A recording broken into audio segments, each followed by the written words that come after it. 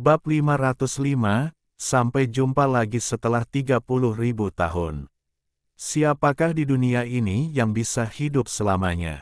Tak peduli betapa cantik dan menawannya dirimu, pada akhirnya kamu akan menjadi tengkorak. Sehebat apapun kejeniusanmu dan seluas apapun wilayah yang kau kuasai, pada akhirnya kau akan berubah menjadi segenggam tanah. Pasang surut kehidupan, naik turunnya, kehormatan dan kehinaan, jutaan tahun terasa seperti sekejap mata, apa gunanya bahkan jika Anda benar-benar bisa abadi. Pada akhirnya, saya hanya menyaksikan naik turunnya sebuah mitos, yang meninggalkan hanya kesedihan dan kemurungan. Semua makhluk hidup tidak berbeda dengan para jenius.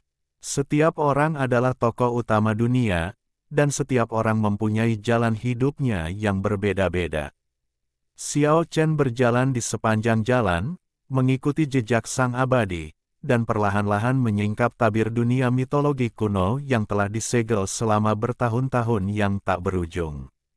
Semuanya kejam. Semakin dia mengerti dan semakin dia mengalami, semakin tidak berdaya dia rasakan. Berada di ujung dunia mitologi, situasi saat ini membuatnya sangat tidak mau. Belum lagi peristiwa besar terputusnya jalan menuju surga kuno yang terjadi di depan matanya, tempat desa Zulong saja sudah punya banyak sekali hubungan dengannya. Itu rumahnya, orang tua dan sanak saudaranya ada di sana. Bagaimana mungkin dia tidak merasa cemas? 7 gambar iblis besar menutupi langit, bahkan dewa leluhur yang kuat pun tidak berdaya. Hasilnya tidak dapat diubah dan sudah ditentukan. Kapal Dewa Naga leluhur menghilang ke langit, dan banyak pembudidaya yang berkumpul di depan desa kuno Hong Huang juga telah bubar sejak lama. Perpisahan terakhir, beberapa orang akan meninggalkan dunia ini dalam waktu dekat. Saat ini sedang sepi di sini. Gambar ajaib yang besar di langit itu mendatangkan rasa tertekan. Xiao Chen ingin melihat ke langit, tetapi dia hanya bisa melihat bayangan besar, tidak ada sinar matahari, dan tidak ada harapan. Aku tidak akan menyerah. Xiao Chen meraung ke arah langit, suaranya mengguncang udara.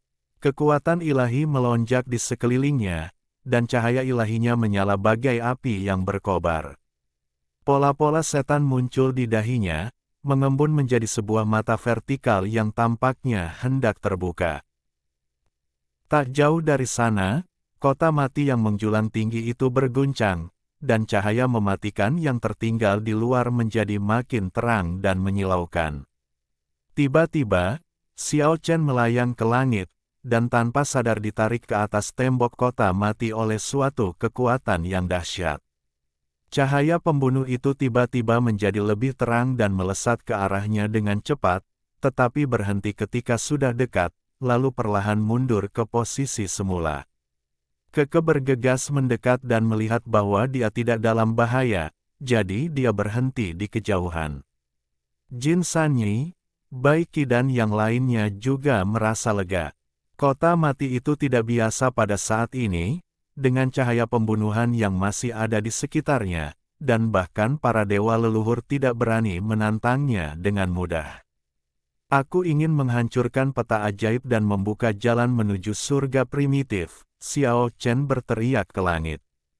Di kejauhan, Bai Qi, Jin Sanyi dan yang lainnya bisa memahami perasaannya.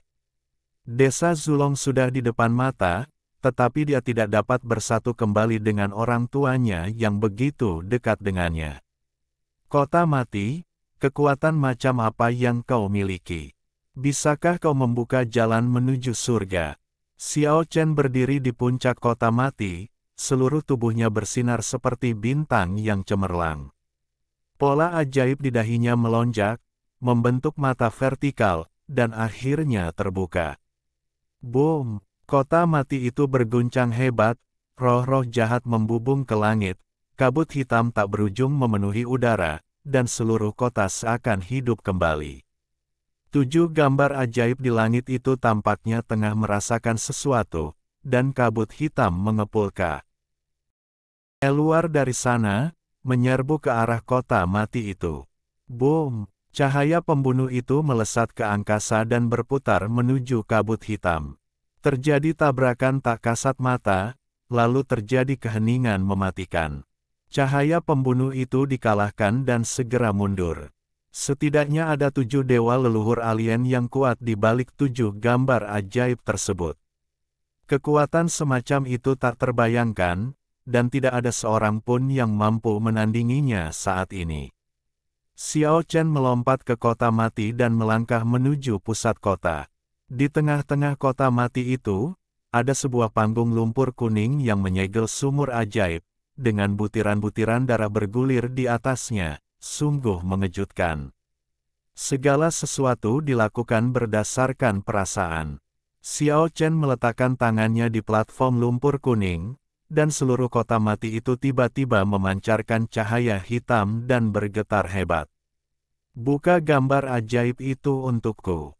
Mata vertikal di dahi Xiao Chen memancarkan cahaya hitam, seolah membawa kekuatan seluruh kota mati, menyapu ke arah 7 gambar ajaib di langit. Ini adalah kekuatan yang sangat kuat yang menghancurkan kehampaan, menyapu 7 diagram iblis, dan terus-menerus memusnahkan ruang angkasa. Tanpa bersuara, 7 gambar ajaib itu mulai berputar, dan terpancarlah kekuatan dahsyat yang langsung menghancurkan cahaya hitam yang melesat dari dahi Xiao Chen ke langit. Noda darah muncul di sekitar mata vertikal Xiao Chen, dan darah menetes ke bawah. Mengapa ini terjadi? Aku butuh kekuatan. Dia punya ide gila untuk memindahkan platform lumpur kuning yang menyegel sumur sihir itu agar bisa meminjam kekuatan jurang dosa. Namun, kata-kata agung dari dewa leluhur datang dari langit, bergemuruh di telinganya, berkata, semuanya sudah terlambat, tidak perlu membuang waktu.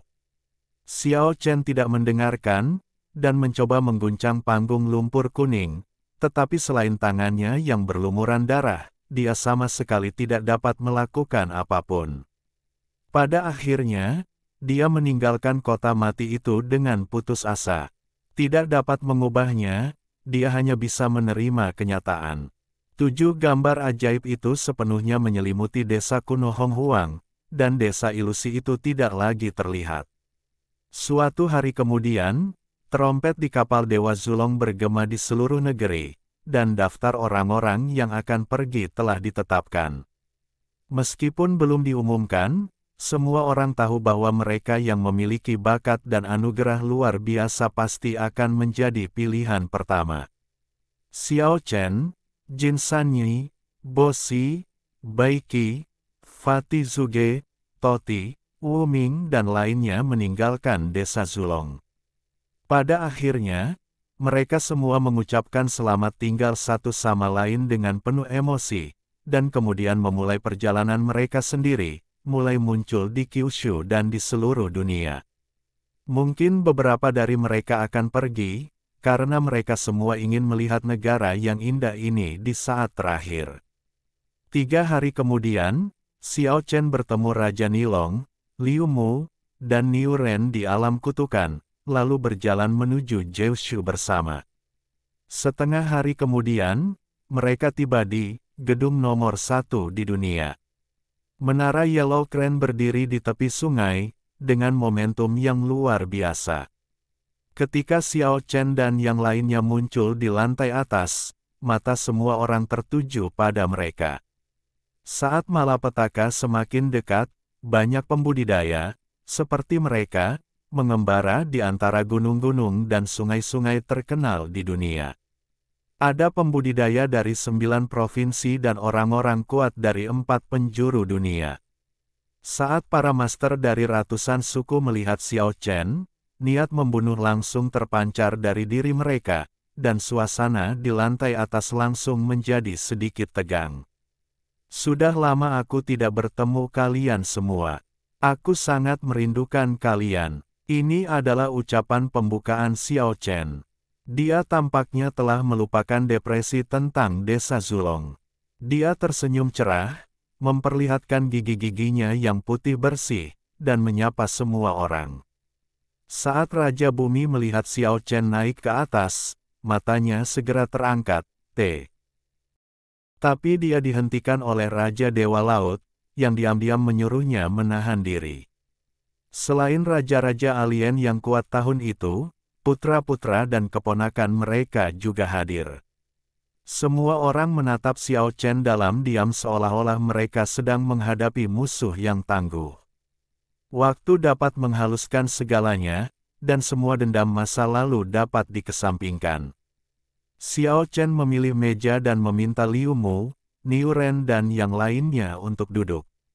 Lalu dia berbalik dan melanjutkan, tentu saja, kalau kau tidak mau, kau bisa datang saja padaku. Dia mengatakannya dengan santai, tetapi semua orang tidak bisa marah. Sekarang Xiao Chen memang punya cukup kekuatan untuk mengatakan hal-hal seperti itu, dan dia pasti bisa bersaing dengan Bansu. Sang sahabat lama mengucapkan selamat tinggal pada Menara Bangau Kuning dan menaiki perahu naga di hari-hari terakhir yang menyedihkan. Layar tunggal itu memudar di langit biru, dan hanya sungai Yangtze yang mengalir di cakrawala.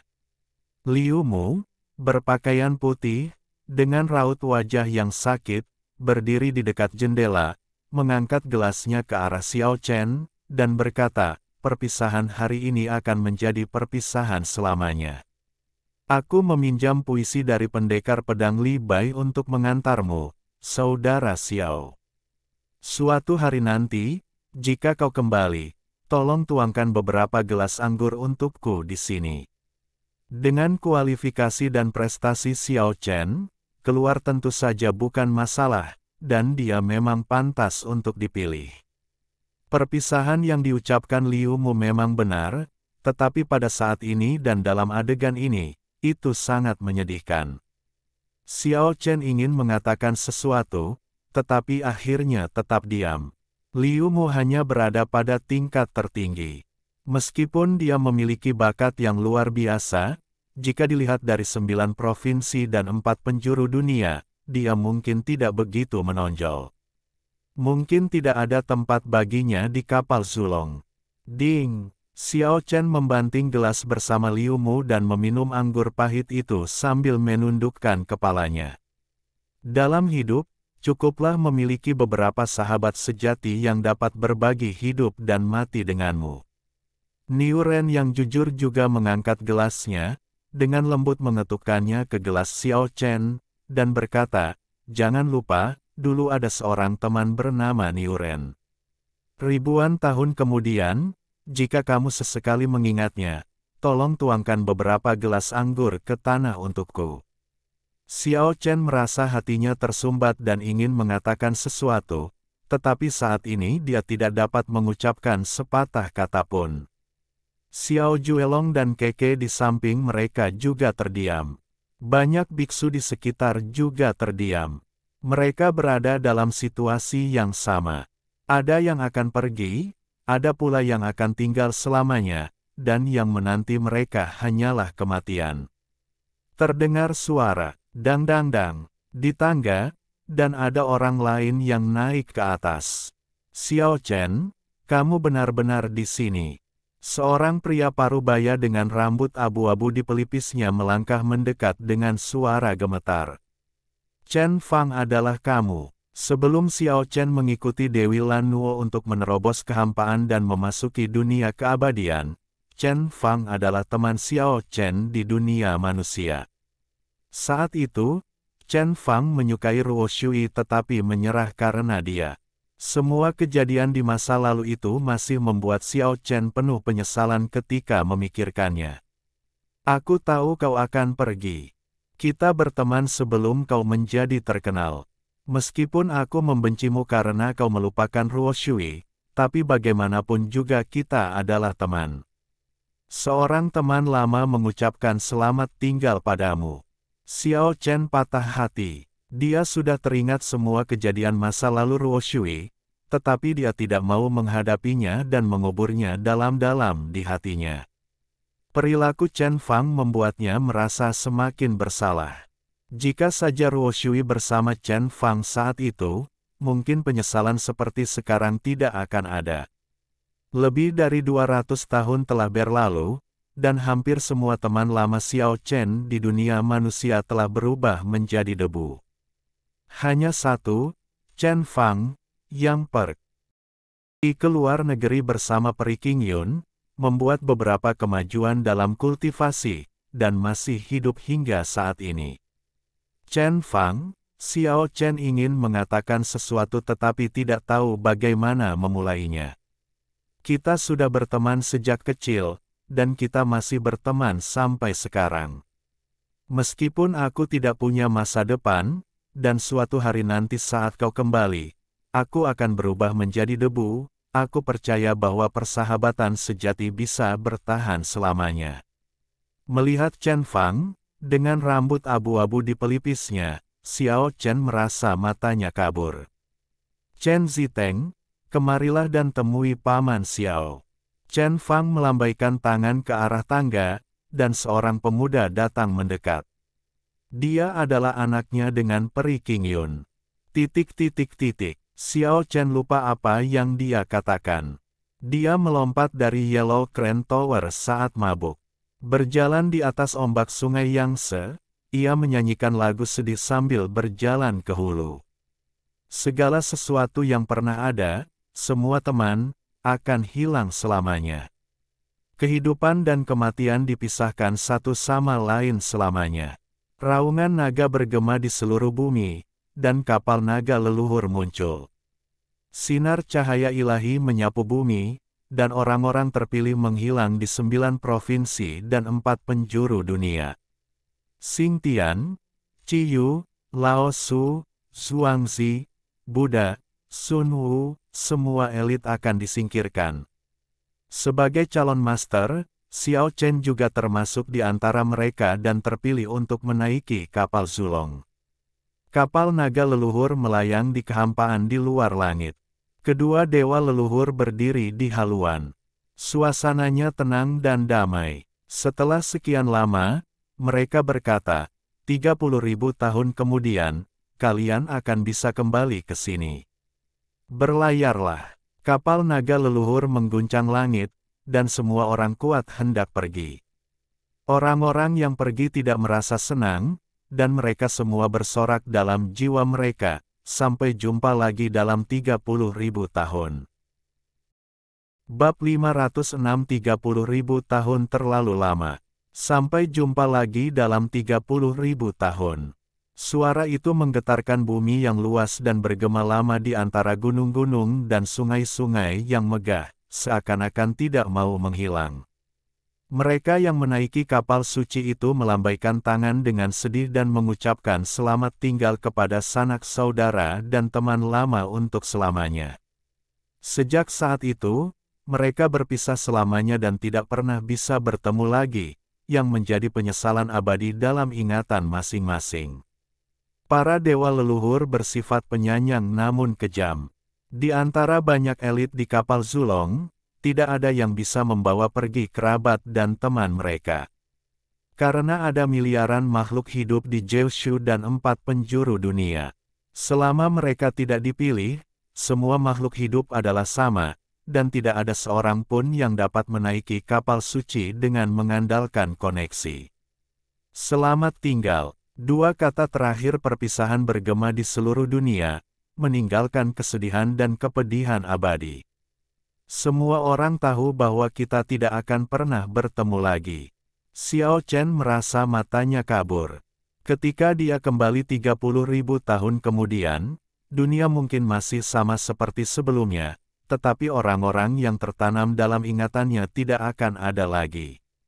Tawa, kesedihan, dan sahabat lama yang tak terlupakan akan hilang selamanya, berubah menjadi hembusan angin antara langit dan bumi, sehelai rumput di tepi sungai, tulang di antara dahan dan dedaunan yang mati. 30.000 tahun kemudian, dunia akan berubah secara dramatis, dan masa lalu akan lenyap. Bernyanyilah sebuah lagu panjang sambil menangis. Xiao Chen merasa sangat sedih dan tidak mau menerima hasil ini. Bahkan jika dia kembali setelah 30.000 tahun, apa gunanya? Segala sesuatu yang pernah ada, kini tidak ada lagi. Apakah kata, balas dendam, saja dapat menghilangkan kesedihan dan kemurungan abadi? Saya tidak akan menerimanya. Itulah omongan Xiao Chen dari lubuk hatinya. Dia tidak mau, dia tidak mau, dia tidak bisa menerima hasil seperti itu. Jika semua yang ada di masa lalu tidak ada lagi, bahkan jika Anda kembali 30.000 tahun kemudian dan membunuh semua dewa leluhur dari dunia lain, Anda tidak akan dapat memulihkan apa yang pernah ada. Lebih jauh lagi, akankah mungkin untuk menekan para dewa leluhur dari dunia lain dalam 30.000 tahun? Kapal naga leluhur berlayar, dan kedua dewa leluhur melayang ke langit, berubah menjadi dua sinar cahaya besar yang membentang melintasi kehampaan. Mereka ingin bertahan dan meneruskan perjuangan. Saya ingin tinggal. Xiao Chen lepas landas ke udara dan terbang keluar dari kapal Zulong. Dia tidak bertindak berdasarkan nafsu dan dorongan sesaat, dia tidak bisa melupakan semua yang telah terjadi di masa lalu. Mungkin, meninggalkan adalah pilihan terbaik dan perilaku yang paling masuk akal. Setelah 30.000 tahun berlatih keras, dan puluhan juta hari dan malam berlatih hidup dan mati, dia pasti akan memiliki kekuatan tempur seperti dewa leluhur. Akan bijaksana baginya untuk kembali saat itu untuk pertempuran yang menentukan. Tetapi Xiao Chen tidak bisa melepaskannya. Barangkali dia bukan seorang pejuang suci yang berkualifikasi. Dia tidak cukup kejam, tidak cukup kejam. Meski dulu dia pernah memperlihatkan sisi kuatnya, saat ini dia enggan melepaskannya. Swoosh! Binatang kecil seputih salju keke bergegas keluar dari kapal naga leluhur dan terbang ke sisi Xiao Chen. Kemudian naga kecil yang keras kepala itu pun terbang ke udara dan tiba di sini dalam sekejap. Kalian berdua tidak seharusnya melakukan ini. Aiya, si binatang kecil seputih salju bergumam tidak puas. Raja Nilong berkata dengan suara yang dalam, aku tidak bisa melarikan diri seperti ini. Tidak seorang pun ingin melarikan diri seperti ini, dan banyak orang merasa sulit untuk melepaskan segalanya di bumi. Terjadi keributan di kapal Zulong, dan banyak orang ingin terbang ke langit, tetapi dua sinar cahaya besar menyapu dan menghalangi kapal Zulong. Kedua dewa leluhur mengambil tindakan dan menghentikan semua orang. Ingat, sekarang bukan saatnya bagimu untuk menumpahkan darah dan berkorban. Kembalilah dalam 30.000 tahun. Raungan naga itu mengguncang 9 langit. Kapal naga leluhur berlayar dan bergegas menuju kehampaan yang tak berujung. Sampai jumpa lagi dalam 30.000 tahun. Xiao Chen berteriak pada kapal Zulong yang berangkat. Sampai jumpa lagi dalam 30.000 tahun. Kami yakin kau akan selamat. Suara di kapal Zulong perlahan menghilang. Raungan naga itu berangsur-angsur memudar, kapal naga leluhur lenyap dalam kehampaan, dan para pahlawan Jiushu dan 4 penjuru dunia diusir, tidak pernah kembali.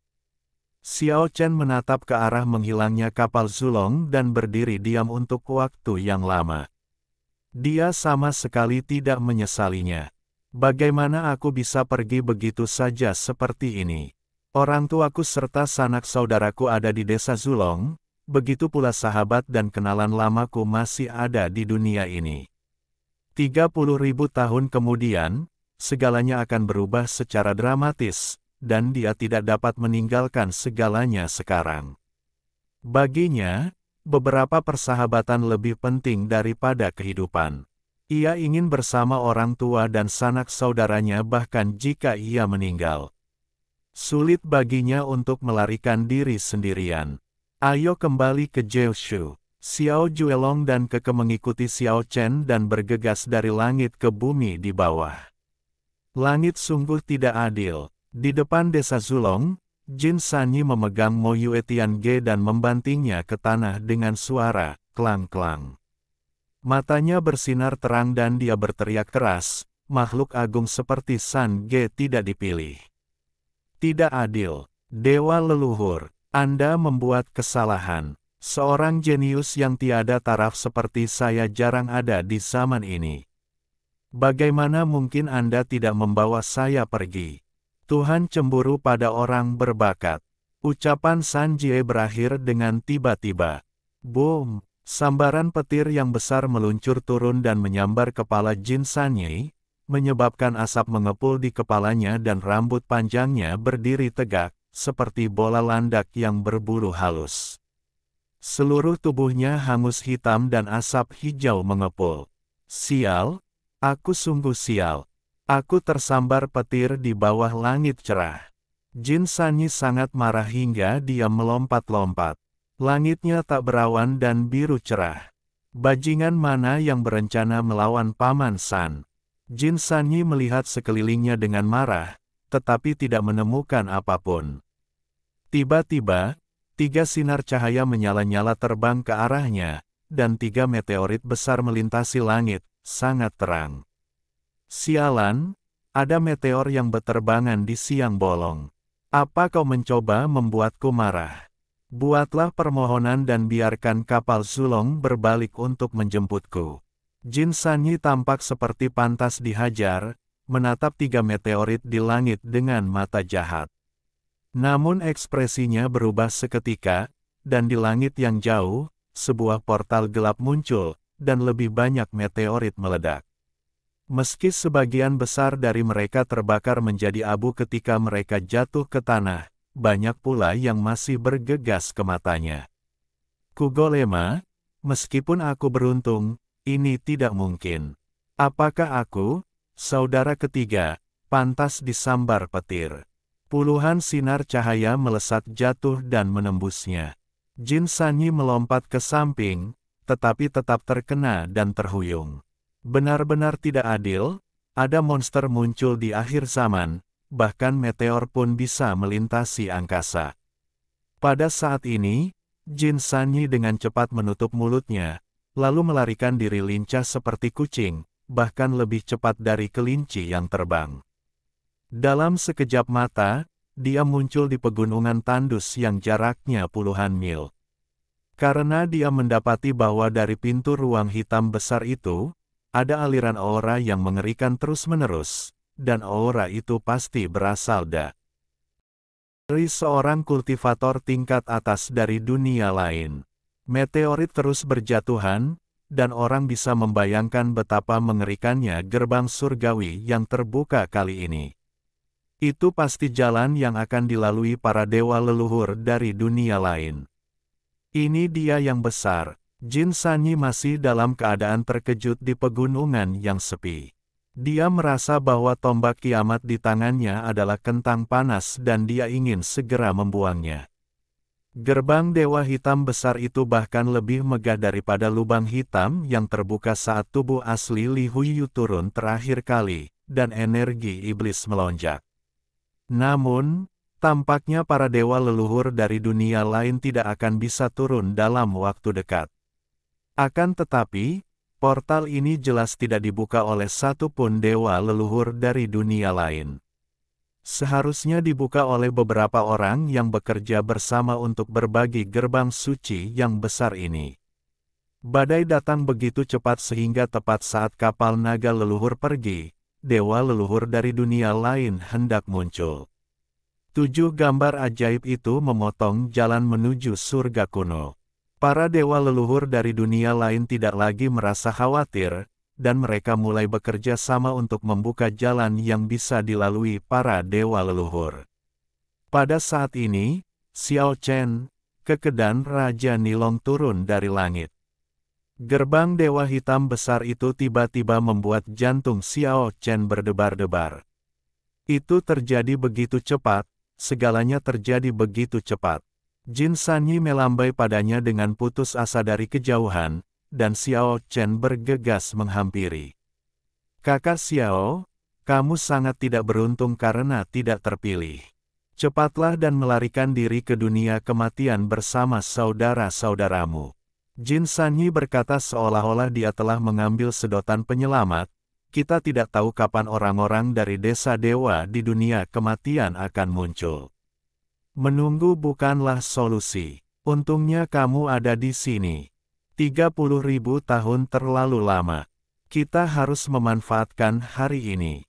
Aku kembali sendiri. Dunia ini tidak adil. Daripada begini, kenapa kamu tidak merekomendasikan aku saja? Sungguh pemborosan. Apakah Liu Mu, Niu Ren dan yang lainnya pernah ke sini? Tidak. Jin Sanyi menggelengkan kepalanya. Sebelum pergi, Xiao Chen memberitahu mereka bahwa mereka dapat menunggu orang-orang dari desa dewa muncul di depan kota kematian dan kemudian pergi ke dunia kematian. Sekarang, dunia alien telah melancarkan serangan terlebih dahulu, dan mereka belum sampai di sana. Semakin terlambat mereka tiba, semakin berbahaya jadinya. Ikutlah denganku untuk menemukan seseorang. Xiao Chen menepuk bahu Jin Sanyi. Jin Sanyi tiba-tiba tampak lebih jelek daripada menangis, memegang Moritian Ge dan mengikuti Xiao Chen. Jangan khawatir, tetaplah bersamaku. Jika kita bertemu dengan dewa leluhur dari dunia lain, kita bisa memasuki dunia kematian kapan saja. Xiao Chen menghibur si gagap yang gelisah. Saat ini, Zhou sedang kacau dan orang-orang panik. Kapal Zulong telah mengirim prajurit elit. Dan sekarang, orang-orang yang tersisa sangat putus asa dalam hati mereka dan mereka tidak dapat melihat cahaya sama sekali. Banyak orang bahkan kehilangan semangat juang dan menjadi seperti mayat hidup yang berjalan. Apa yang dilihatnya sepanjang jalan membuat Xiao Chen merasa berat hati. Bagaimana dia bisa melawan situasi ini? Jika dia memulai perang dengan Zheng Zhen, dia mungkin akan hancur mentalnya terlebih dahulu. Liu Mu dan Niu Mowang benar-benar bebas dan santai. Sudah terlambat, tetapi mereka sama sekali tidak peduli. Mereka bahkan tidak terburu-buru untuk melapor ke kota mati. Aku, saudara ketiga, bergegas ke sana secepat mungkin. Apakah menurutmu semua orang takut mati seperti dirimu? Kata Xiao Chen terus terang. Aku tahu cara menjaga kekuatanku, oke. Karena di masa depan aku akan menjadi seorang jenius yang dapat membunuh para dewa leluhur dari dunia lain. Aku harus bersabar sekarang, karena bagaimana aku bisa hidup tanpamu di masa depan. Orang ini benar-benar narsi. Saya tidak menemukan Liu Mu, Chen Fang dan yang lainnya, tetapi saya melihat banyak hal yang tidak adil. Para pembudidaya alien yang pertama kali datang ke dunia ini dengan 7 gambar ajaib dibunuh atau disembunyikan oleh 2 dewa leluhur beberapa hari yang lalu, dan sekarang mereka mulai membuat masalah lagi. Beberapa biksu dari dunia lain tidak dapat menahan diri lagi dan sudah mulai mengambil tindakan sebelum dewa leluhur mereka tiba. Ada cahaya pedang melesat ke langit di depan. Ketika melewati Gunung Song, cahaya pedang tajam melesat ke langit di kejauhan, bagaikan tombak dewa yang disisipkan di antara langit dan bumi, cemerlang dan menyilaukan. Xiao Chen dan yang lainnya bergegas mendekat. Ya, Ertuzi, hahaha. Jin Sanyi tertawa dan berkata, Ertuzi juga tersingkir. Sudah kubilang, seorang jenius sepertiku tidak disukai oleh dewa leluhur, bagaimana mungkin orang seperti Ertuzi bisa terpilih? Terjadi perkelahian di depan, dan seorang gadis cantik sangat menarik perhatian. Meskipun dia memiliki mata yang cemerlang dan gigi yang putih, serta cerdas dan menawan, dia adalah seorang yang pandai menggunakan pedang dan haus darah, dan keterampilan pedangnya sangat tajam. 9 pedang dugu, mata Xiao Chen terpaku karena terkejut. Tidak jauh dari sana, Bosi yang tinggi dan agung juga sedang bertarung melawan seorang biksu dari dunia lain. Jika kamu melihat ketidakadilan, bicaralah. Jika sudah waktunya bertindak, ambil tindakan. Aku akan pergi dan membantu. Jin Sanyi bergegas mendekat sambil berteriak, tampak sangat saleh. Tentu saja, lebih jelas untuk menolong gadis cantik daripada menolong laki-laki jahat di sisi lain. Di antara para kultivator asing yang turun ke Jeoshu, yang terkuat saat ini merupakan sosok mengerikan di alam setengah leluhur tingkat 9, dan yang terlemah juga berada di atas alam lompatan ikan.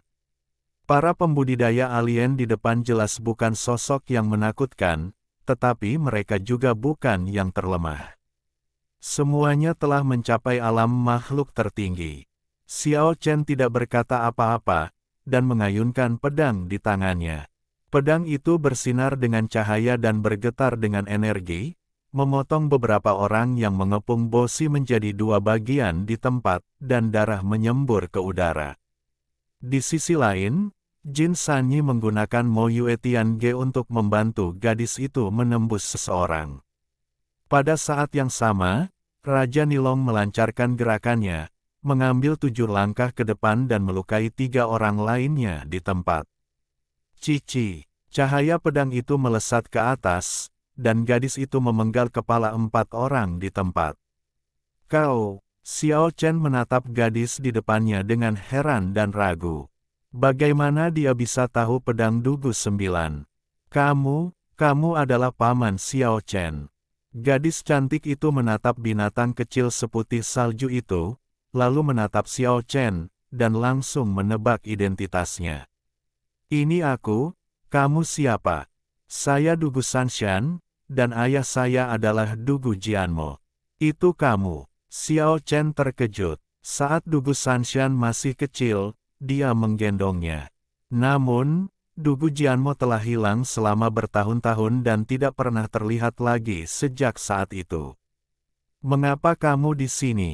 Di mana ayahmu? Ayah saya telah hilang selama bertahun-tahun karena latihan pedangnya. Ia lahir ke dunia, memasuki dunia lagi, lalu terlahir kembali. Dugu Sanshan berkata sambil berlinang air mata, Paman Xiao Chen, pergilah dan selamatkan ibu dan saudaraku. Abing, apa yang terjadi padanya? Xiao Chen terkejut. Kami tinggal menyendiri di pegunungan sejauh 200 mil, tetapi kami tidak menyangka bahwa para kultivator dari dunia lain akan menerobos masuk hari ini. Hanya aku yang menerobos masuk. Xiao Chen segera mengerti apa yang sedang terjadi. Dugu Sanshan dikejar ke sini oleh para kultivator dari dunia lain, dan Bosi datang ke sini untuk memberi penghormatan kepada Yi Zhen, yang meninggal di Songshan tahun itu. Mereka menjadi sasaran dan dibunuh oleh para pembudidaya dari dunia lain pada saat yang sama. Ayo, tunjukkan aku jalannya. Karena keadaan sedang mendesak, Xiao Chen segera terbang ke udara, membawa Dugu Sanshan bersamanya dengan kecepatan 8 fase. Belum lagi ini adalah putri Dugu Jianmo, dia tidak akan tinggal diam bahkan jika itu orang lain, karena dia bergegas keluar dari kapal Zulong dan kembali hanya untuk bertarung. Gunung Songshan tenang dan terpencil, dengan pepohonan kuno yang menjulang tinggi. Tepat sekitar 200 mil di depan, ada sinar pedang melesat ke langit. Setidaknya aku tidak terlambat. Xiao Chen merasa lega. Namun di saat berikutnya, Xiao Chen, Keke, dan Xiao Juelong semuanya terkejut dan saraf mereka menegang dalam sekejap. Entah mengapa, beberapa saat yang lalu, Xiao Chen merasakan getaran di dalam hatinya, begitu pula Keke. Kecuali Xiao Juelong, tidak seorang pun merasakan apapun, seolah-olah mereka tidak menyadari apapun. Cahaya pedang di depan telah menghilang. Dugu Sanshan merasa ketakutan. Xiao Chen dan teman-temannya segera bergegas masuk ke hutan. Sekitar selusin pembudidaya asing di tanah tampak dipenuhi rasa takut, seolah-olah mereka telah melihat hal yang paling menakutkan. Setelah pemeriksaan cepat oleh Jin Sanyi, ia sampai pada kesimpulan yang mengejutkan bahwa semua orang ini ketakutan setengah mati. Tidak jauh dari situ, Ah Bing, yang sudah bertahun-tahun tidak terlihat, mengenakan gaun biru berlumuran darah. Dia tetap anggun dan cantik seperti sebelumnya, tetapi dengan sedikit pesona wanita yang ceria dan menawan. Di sampingnya ada dua pemuda jangkung dan tegap, mereka adalah dua anak lainnya dari dia dan Jianmo. Mata dan alis mereka memiliki jiwa kepahlawanan Dugu Jianmo dan kecantikan yang diwarisi dari Abing. Mereka tidak terluka dan diselamatkan pada saat kritis. Xiao Chen, ini kamu. Meskipun mereka sudah lama tidak bertemu, Ah Bing tidak mungkin melupakan Xiao Chen. Apa yang sebenarnya terjadi pada Ah Bing tadi? Pikiran Xiao Chen penuh dengan pertanyaan. Sekalipun dia bertemu lagi dengan kawan lamanya setelah bertahun-tahun, dia tidak mau repot-repot menyapanya. Seorang lelaki tua baru saja muncul. Aku tidak tahu mengapa, tetapi dia melirik dan semua biksu dari dunia lain itu mati. Ah Bing masih tidak percaya apa yang baru saja terjadi. Kemana dia pergi? Xiao Chen bertanya. Turunlah dari gunung. Aku ingin tinggal di sana, tetapi aku tidak bisa. Ah Bing menunjuk ke arah kaki gunung. Sosok yang samar-samar masih bisa terlihat, tetapi tidak seorang pun bisa merasakan nafas orang itu. Xiao Chen tiba-tiba melonjak ke langit dan segera mengejarnya, diikuti oleh yang lainnya. Senior, tolong tetaplah di sini, teriak Xiao Chen dari belakang, tetapi meskipun dia menggunakan 8 fasenya dengan kecepatan maksimal, dia tidak dapat mengejarnya. Sosok itu sebenarnya bergerak sangat lambat, tetapi Xiao Chen tidak dapat mendekatinya, seolah-olah ada langit berbintang di antara mereka. Tiba-tiba, sosok di depan berhenti di kaki gunung tandus.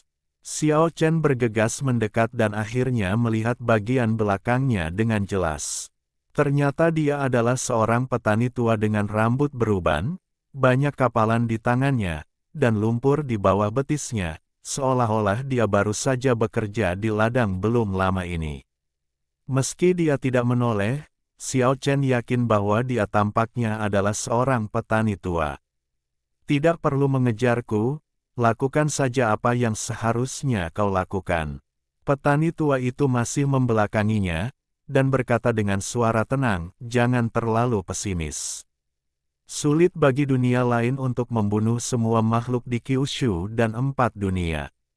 Saat itu, mereka juga ingin memusnahkan ras surgawi dan ras naga, tetapi bukankah kedua ras ini juga mewariskan warisan mereka? Bab 507 Dharma. Setelah mengucapkan kata-kata itu, petani tua berambut abu-abu itu perlahan berjalan menjauh dan berangsur-angsur menghilang dari pandangan semua orang. Bahkan jika mereka ingin mengejarnya, itu mustahil, seolah-olah ada langit berbintang tak berujung yang menghalangi jalan, mencegah siapapun untuk mendekat. Terima kasih, Xiao Chen, Ah Bing mendekat. Setelah alarm palsu itu, dia menjadi tenang. Terlalu sopan untuk mengatakan itu. Xiao Chen kemudian mulai bertanya tentang situasi keluarga Ah Bing selama bertahun-tahun. Seperti yang dikatakan Dugu Sanshan, keluarga mereka telah hidup menyendiri di sini, tetapi Dugu Jianmo telah menghilang selama bertahun-tahun untuk berlatih ilmu pedang, dari lahir ke dunia hingga memasuki dunia dan kemudian dilahirkan kembali. Tidak seorang pun tahu di mana dia sekarang. Pada saat yang sama, Xiao Chen mengetahui bahwa ada sebuah kuil kuno di Gunung Songshan, yang telah menjadi tempat peristirahatan bagi para biksu dari dunia lain, dan sekelompok orang telah bersembunyi di sana selama beberapa hari terakhir. Mereka berhasil membawa 7 diagram iblis dan telah menyelesaikan misi mereka. Dewa leluhur dari dunia lain belum turun. Karena takut dengan tekanan dewa leluhur dunia ini, orang-orang ini tidak berani keluar dan membuat keributan besar untuk saat ini. Akan tetapi, beberapa pembudidaya dari dunia lain yang tidak dapat menahan diri sudah mulai pindah dalam jumlah kecil di dekatnya. Ada sarang serigala jahat dari dunia lain di sini. Ayo kita musnahkan sarangnya. Jin Sanyi tampak sangat heroik. Setelah mengucapkan kata-kata itu, dia tidak lupa mengedipkan mata bunga persiknya dan memperlihatkan senyum cemerlang kepada Dugu Sanshan. Ah Bing berdiri di depan Sanshan dengan sangat hati-hati, sementara Dugu Sanshan tersenyum manis. Saya menantikan Paman Sanyi menunjukkan kekuatannya yang besar. Kata, Paman, langsung membekukan senyumnya. Dia mendesah sangat tertekan dan bergumam pelan, bagaimana mungkin gadis sebaik itu adalah putri Dugu Tigeda. Dia sama sekali tidak mirip dengannya. Ah Bing yang anggun melotot ke arahnya. Jin Sanyi segera mengubah ucapannya dan berkata, "Yah, dia mirip sekali dengannya. Dia secantik Ah Bing, dan aku merasa kasihan padanya. Tahukah kamu ada berapa jumlah setengah leluhur dan berapa tingkatan yang telah mereka capai?"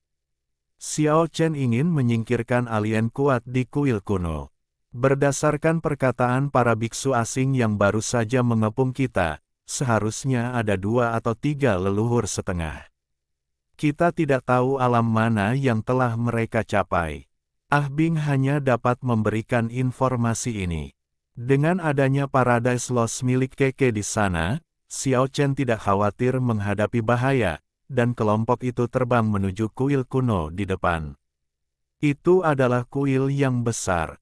Meski agak bobrok, orang masih bisa membayangkan kejayaannya di masa lalu. Tempat itu dikelilingi oleh pohon-pohon kuno yang menjulang tinggi dan sangat tenang. Mengapa tidak ada suara burung berkicau? Xiao Chen masih 1 mil jauhnya dari kuil kuno, dan dia merasa ada sesuatu yang salah. Terlalu sepi. Bahkan di hutan lebat sekalipun, tidak ada suara sama sekali. Kalian semua masuk ke Paradise Lost. Xiao Chen meminta Keke untuk melindungi semua orang. Xiao Chen tidak memasuki Taman Dewa. Sebaliknya, dia menarik pedangnya ke belakang, mengayunkannya ke tanah, dan serangkaian percikan api pun meledak. Ia melangkah maju, dan si binatang kecil Keke memimpin semua orang yang mengikutinya di belakangnya. Jalan setapak pegunungan itu ditaburi batu-batu biru besar, berkelok-kelok menuju kuil kuno yang megah. Baru setelah mendekati gerbang kuil, Xiao Chen menemukan di mana letak masalahnya. Titik-titik cahaya beriak keluar dan suatu kekuatan dahsyat memenjarakan seluruh kuil kuno. Dari celah pintu kuil yang dicat merah tua itu, terlihat jelas bahwa di dalamnya memang ada pendeta-pendeta dari dunia lain. Cicit, Xiao Chen mendorong pintu kuil dan melangkah masuk. Kekuatan yang memenjarakan kuil kuno itu tidak menghentikannya. Di halaman depan yang luas, ada lebih dari selusin pendeta dari dunia lain berdiri, tidak bisa bergerak sama sekali, seolah-olah mereka membeku di tempat. Apakah orang-orang ini dirasuki roh jahat? Jin Sanyi jungkir balik dan dengan elegan keluar dari surga yang hilang. Dia mengayunkan tombak kiamat di tangannya dengan sangat gagah, dan dengan suara embusan, dia memenggal kepala seorang kultivator dari dunia lain.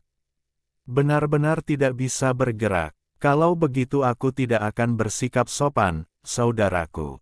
Pada titik ini, Jin Sanyi, Kili Kasa, telah mengalahkan semua kultivator alien, dan tampaknya merasa puas, dengan berkata, tidak lebih dari itu.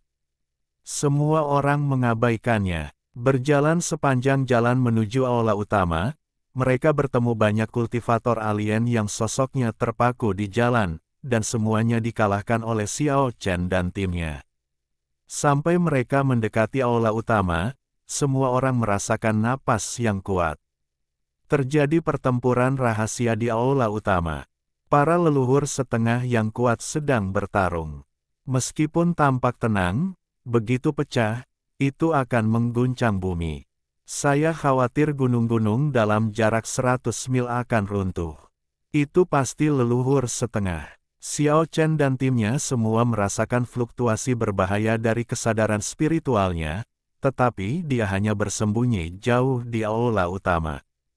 Xiao Chen menyeret pedangnya ke depan selangkah demi selangkah, sementara yang lain bersembunyi kembali di surga yang hilang dan mengikuti di belakang. Bang! Jendela kayu yang sudah bobrok di depan aula utama hancur, dan semua yang ada di dalamnya terlihat. Tiga semi-leluhur dari dunia lain, semuanya mengenakan pakaian perang besi dingin dan memancarkan aura dingin yang menusuk tulang, mengelilingi patung Buddha yang menjulang tinggi di tengah aula. Kesadaran spiritual mereka yang kuat tampaknya ingin menghancurkan semua yang ada di sana. Konfrontasi kesadaran spiritual. Ketiga semi-leluhur dari dunia lain tengah membenturkan kesadaran spiritual mereka dengan patung Buddha yang besar. Hal ini mengejutkan Xiao Chen dan yang lainnya. Di sebuah kuil kuno yang telah rusak selama bertahun-tahun dan hampir tidak ada biksu, ada sebuah patung Buddha besar yang bobrok yang sebenarnya menyebabkan tiga semi-leluhur dari dunia lain mengerahkan kekuatan yang begitu besar. Terlebih lagi, semua orang memperhatikan bahwa ketiga semi-leluhur dari dunia lain tampaknya telah lama dirugikan dan baru saja berjuang sekarang. Ini sungguh mengerikan. Patung Buddha dapat memiliki kekuatan semacam itu.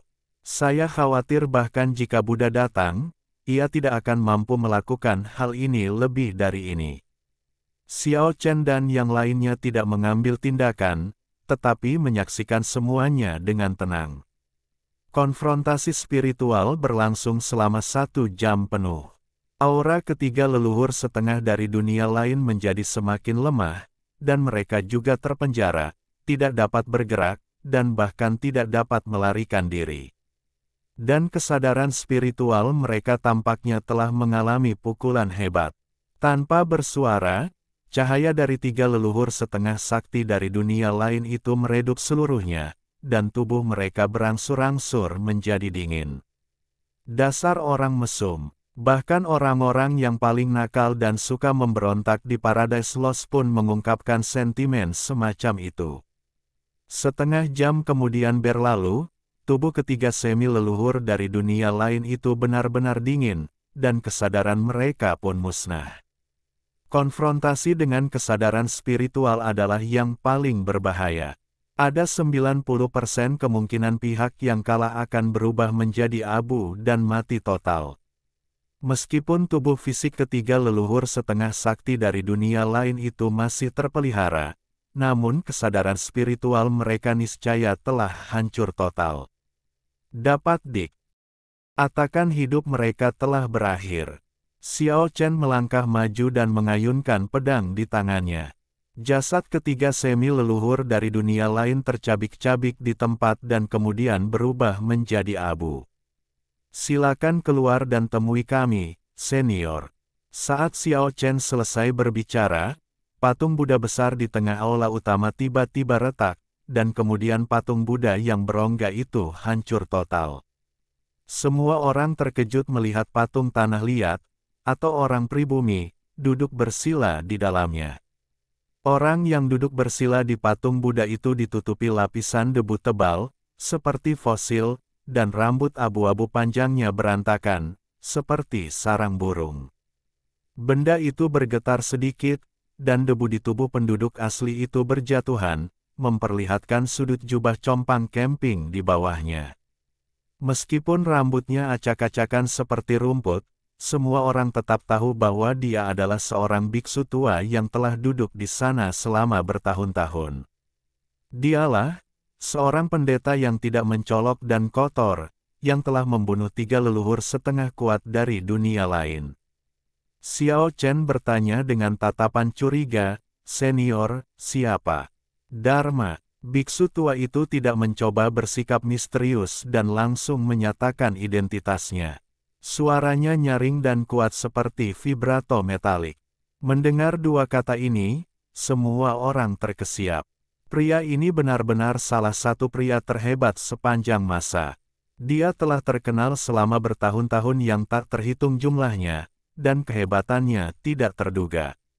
Namun, dia telah hilang entah berapa tahun, dan dunia hampir melupakannya. Bodhidharma adalah Buddha Zen agung yang sangat pandai bertarung. Dapat dikatakan bahwa kekuatannya yang sebenarnya tidak jauh lebih lemah dari kekuatan Buddha. Tak seorang pun menyangka bahwa pria hebat sepanjang masa ini telah duduk di sini sepanjang waktu. Tampaknya dia tidak bergerak selama ribuan tahun. Semua orang menyaksikan kekuatannya yang dahsyat dengan mata kepala mereka sendiri. Dia memurnikan 3 semi leluhur. Orang tidak bisa tidak mengaguminya. Pahlawan sejati sepanjang masa, reputasinya memang pantas. Banyak debu jatuh di kelopak mata Bodhidharma, lalu dia membuka matanya dan melihat relik besar yang dibawa Bosi. Kemudian dia menatap Bosi dan berkata, "Kamu dan aku punya takdir, apakah kamu bersedia untuk tinggal?" Bosi, tinggi dan kuat dengan wajah tajam. Walaupun penampilannya sangat dingin, dia memiliki kesan yang baik terhadap para pendeta karena saudaranya Yi Zhen adalah seorang pendeta. Dia mengangguk setelah ragu sejenak. Dia ingin bertanya kepada Bodhidharma apakah dia dapat mengembalikan relik itu ke sumber aslinya. Bagus. Bodhidharma hanya mengucapkan satu kata, lalu menunjuk dengan satu jari, dan rambut hitam panjang Bosi langsung rontok, memperlihatkan kepalanya yang botak. "Kau," Bosi sangat marah saat itu, alisnya terangkat, matanya berkilat ganas. Bahkan ketika berhadapan dengan orang besar di segala zaman ini, dia tidak menunjukkan kelemahan apapun dan berteriak, "Aku tidak ingin tidak menjadi biksu. Aku tidak ingin kamu menjadi biksu, aku hanya ingin kamu melepaskannya." Bodhidharma tetap tenang. Bosi tampaknya memahami sesuatu dan meletakkan relik itu di tanah. "Biarkan saja." Bodhidharma masih mengatakan demikian. "Aku tidak bisa melepaskannya." Bosi tampak kesakitan. Di antara mereka yang hadir, hanya Xiao Chen yang mengerti bahwa Yi Zhen mati untuk menyelamatkan Bosi. Bosi selalu dipenuhi penyesalan dan menyalahkan diri sendiri, dan tidak bisa melepaskan obsesinya. Inilah yang Bodhidharma minta agar dia lepaskan. "Jika kamu tidak bisa melupakannya, tinggalkan saja." Bodhidharma menunjuk, dan Bosi menghilang di aula, bersama dengan relik besar tersebut. Bodhidharma menatap Jin Sanyi lagi, dan si gagap tiba-tiba merasakan kulit kepalanya kesemutan. Ia segera menutupi rambutnya yang panjang, melompat keluar dari aula, dan berkata, "Si botak kedua sekarang benar-benar layak menyan." Gelar itu, "Aku tidak ingin menjadi si botak ketiga." Master Bodhidharma, mohon tunjukkan belas kasihan. Kami tidak punya kesempatan. Zenru emas merah, kau adalah Buddha sejati yang berjalan di dunia. Bodhidharma mengangguk pada Jin Sanyi. Astaga, Jin Sanyi melompat tinggi dan menghilang langsung di kuil kuno. Dia sungguh takut. Kalau sampai dia tertangkap oleh Bodhidharma ini dan diangkat menjadi biksu, sudah terlambat baginya untuk menangis. Kultivator dari dunia lain telah tiba, kau seharusnya sudah mengetahuinya, senior. Aku tahu, pergilah. Dalam sekejap mata, Bodhidharma berubah menjadi Buddha batu. Xiao Chen dan teman-temannya meninggalkan kuil berusia 1000 tahun ini. Pada titik ini, setiap orang semakin merasa yakin dalam hatinya, bahwa masih banyak guru di dunia ini. Manusia purba yang ditinggalkan Jedamo, dan petani tua misterius itu bahkan lebih sulit dipahami. Saya pikir, pasti ada banyak master yang tersembunyi. Seperti kata petani tua, tidak perlu putus asa. Xiao Chen dan teman-temannya meninggalkan tempat ini, dan Abing beserta keluarganya mengikuti mereka. Sebelum Chen Fang tiba di kota mati, Xiao Chen memperkirakan bahwa dia mungkin telah kembali ke seberang lautan bersama Peri Qingyun dan tidak menyadari bahwa dewa leluhur dari dunia lain akan turun. Ketika mereka muncul di luar negeri dan melewati Pulau Naga, Xiao Chen, Keke dan yang lainnya berhenti. Klan Naga adalah ras yang sangat kuat dan kekuatan tempur yang sangat diperlukan. Aku penasaran apakah semua orang terkuat mereka telah berangkat dengan kapal naga leluhur. Mereka muncul langsung di Gunung Suci Klan Naga, dan dalam sekejap, Dewa Perang Klan Naga muncul. Aiya, Keke terbang mendekat dengan gembira. Dewa perang dari klan naga ini dapat dikatakan masih kerabat dari binatang kecil itu. Sekuat dewa perang naga, yang membuat Surabanzu dan yang lainnya gemetar, bagaimana mungkin dia tidak dipilih untuk pergi? Saya tidak ingin pergi, tapi saya membiarkan beberapa anggota suku saya yang berpotensi untuk pergi. Setelah berkata demikian, Dewa Perang Naga yang tinggi dan kekar itu menatap Raja Naga dan berkata, "Kau tinggal terlalu. Aku hanya bisa tumbuh melalui pertarungan." Naga kecil yang keras kepala itu tidak banyak bicara, hanya menyampaikan masalah-masalah utama. "Bagus, sangat berani." Long Zuzan mengangguk. Tiba-tiba, dia berbalik, melirik Xiao Chen dan yang lainnya, lalu menatap Keke dan berkata, "Ada sesuatu yang harus kuberikan padamu. Leluhur naga tua itu memintaku untuk menyimpannya untukmu. Awalnya aku ingin mengirimkannya ke kapal leluhur naga, tetapi ketika aku melihatmu terbang keluar, aku tidak mengirimkannya." "Apa itu?" Keke bertanya dengan rasa ingin tahu. "Itu peninggalan ibumu. Meskipun kamu belum mencapai tingkat ke-9 dari semi leluhur, aku harus memberikannya kepadamu sekarang karena aku khawatir kamu tidak akan memiliki kesempatan lagi di masa depan." Ibu, mendengar ini, mata besar Keke tiba-tiba dipenuhi air mata. Yang lain bahkan lebih terkejut. Keluarga Keke terlalu misterius. Meskipun Xiao Chen segera melihat jejak spiritual ayah Keke, dia masih tidak tahu apapun tentang ibu Keke. Di Gunung Suci Klan Naga, ada istana naga kuno yang megah. Sangat mengesankan dan berbentuk seperti naga leluhur yang melingkar, memancarkan aura agung. Semua orang mengikuti Dewa Perang Naga ke dalam istana. Segera, dia keluar dari ruang rahasia dan dengan hikmat menyerahkan sebuah kotak seukuran telapak tangan kepada Keke. "Ibu," binatang kecil seputih salju itu menangis terseduh-seduh. Ia tidak pernah melihat orang tuanya sejak lahir, tetapi akhirnya menemukan jasad mereka di Paradise Lost. Sekarang, melihat semua barang yang ditinggalkan ibunya, ia tidak dapat menahan diri untuk tidak menangis. "Aku tidak tahu apakah kau bisa membukanya. Menurut naga tua itu, kau harus mencapai tingkat ke-9 dari semi leluhur sebelum kau bisa membukanya." Dewa Perang Naga mengingatkan. Keke memegang kotak kayu itu dengan lembut di tangannya, sambil menggumamkan kata, "Ibu," berulang-ulang. Suaranya yang lembut penuh dengan emosi, dan air mata terus mengalir di pipinya.